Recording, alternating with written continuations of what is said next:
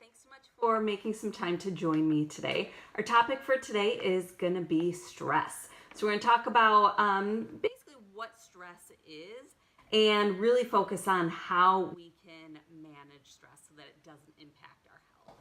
So, hello, my name is Sandra Ferris. I am a health and fitness coach. I am also a certified personal trainer with a couple of nutrition certifications as well. So let's talk about stress. I wanted to talk about it today because I know it's something that impacts all of us. I don't care what your background is, what you do for a living, whether you have kids, don't have kids, family, all that kind of stuff. Stress impacts all of us. And stress in our lives can sometimes be negative, and that's probably more so how we think about stress. But there's also positive kinds of stress in our lives.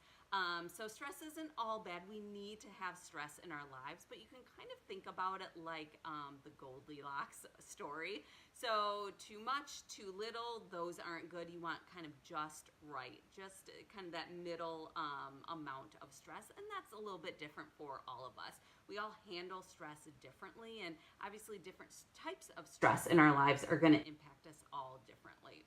So if you think about the positive kinds of stress in our lives, it could be any sort of big event in our lives. So maybe you're getting married, maybe you're buying a house for the first time. Those kinds of things are really positive, but they can still be stressful. On the other hand, when you think about negative types of stress, you can probably think about those a bit more easily. So maybe it's things at work, a big presentation, you've got a big report due, just the extra hours at work, working really long days. It could also be things in your personal life. Maybe you're struggling with your finances. That adds a lot of stress for us. Or things going on in your family. Maybe you're going through a divorce. Maybe you've had the death of a loved one. So those are all things that can cause stress in our lives. So what happens when we're stressed? So I said, stress is good. We need some stress in our lives. But when it gets to be chronic, so you're constantly in a state of stress, you're never not stressed out, that's where it becomes an issue, and that's where it starts to impact our health. And that's why I wanted to talk about it today. So what are the different things that it can impact? Well, it can cause a lot of really serious health conditions. So it affects our immune system, autoimmune diseases, things like that it can really impact. It can really lead to depression and anxiety in a lot of us. It can lead to sleep problems. So, a lot of times if you think about times when you've been stressed out, how was your sleep? Usually you don't sleep very well. And not sleeping well really impacts everything else in your day and how you function throughout the day. So that's really important. It also affects your gut health. So your digestive system. Your gut health really impacts a lot of other things we're learning, throughout our body. It supports our brain health, everything else within us. So having that gut health is really important, and stress can negatively impact it. It can also cause weight problems. So it could happen either way depending on you. So stress may make you eat more and eat unhealthy things, and you may gain weight from it. But some people are the opposite. You may end up eating less because you're so stressed out, and you may lose weight. Either way is not a good thing. So, those are kind of bigger things that that are impacted by stress in our lives. But what are maybe some of the day-to-day symptoms that you might feel if you start to think maybe stress is a little bit too much for me right now?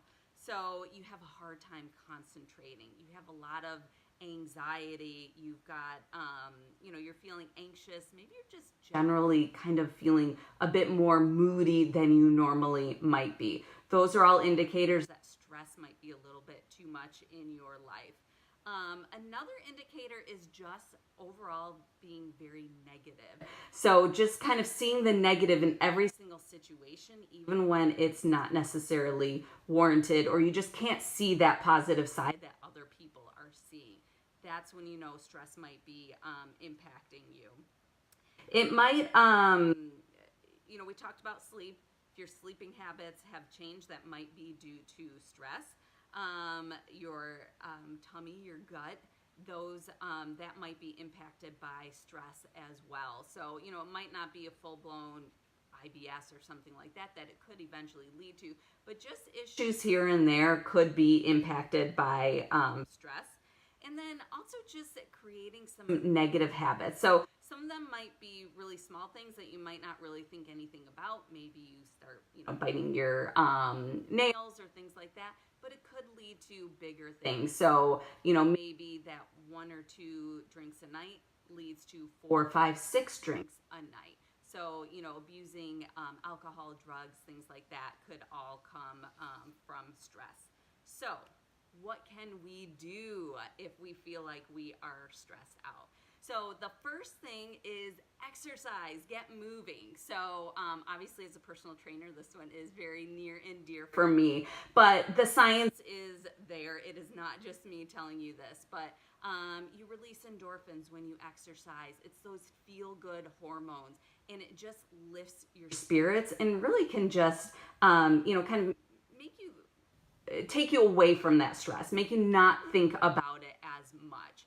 So get some exercise, and it doesn't have to be anything really major. So it could just be take a walk, go for a mile or 2, whatever it is. It doesn't have to be 2 or 3 hours in the gym. Although if you want to, feel free if you've got the time and the energy. Another way to deal with stress is by connecting with other people. So, you know, we probably all had a situation where, you know, just talking to that one friend or, you know, a sister or brother, whoever it might be, really makes you feel so much better. It's that human connection. You know, if it can be in person, great. But, you know, even if not, it's gonna help. And just kind of talking through the stress and just talking in general and connecting with other people is really gonna help those stress levels. Another way to deal with stress is getting all of your senses involved. And this is a little bit different for each one of us because it kind of just depends on what senses you react really positively to. So some people might be music, so maybe hearing certain things is going to help relieve stress for them.